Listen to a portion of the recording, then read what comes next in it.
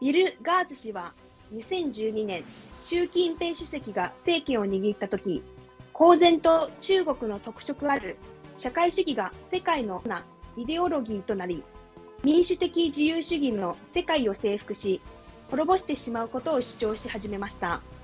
これは米中が戦争状況に入る転換点だとし、バイデン政権は戦争を回避する政策をとっており、これは基本的に実力を持って平和を実現すると対極の政策だとしています。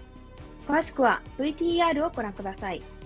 Bill Gertz, is it not true, sir, that in May of 2019, when President Trump for a year and a half had negotiated with Lighthizer and Navarro the deal that was going to be the 7 deadly sins, Wang Qishan and Xi said, upon further review, they had the big One Belt, One Road meeting that Putin showed up to, and they said, upon further review, how about this?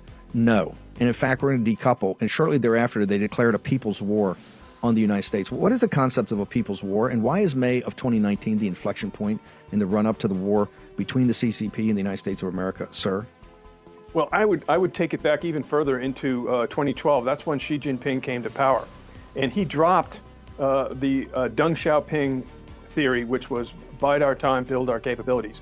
And he began advocating openly that the Chinese Marxist-Leninist system, they call it socialism with Chinese characteristics, is going to be the dominant ideology in the world. It's going to take over, and it's going to eliminate the democratic free world. All of our freedoms and liberty are going down the tubes if China is successful in this global campaign.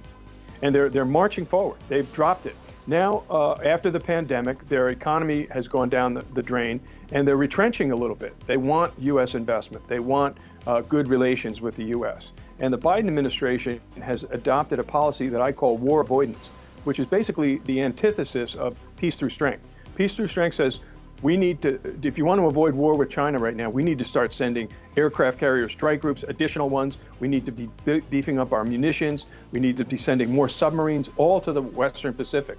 And if we don't do that, I think we're headed for war. I mean, that's the only way we're going to deter them. The Biden administration instead is expressing fear.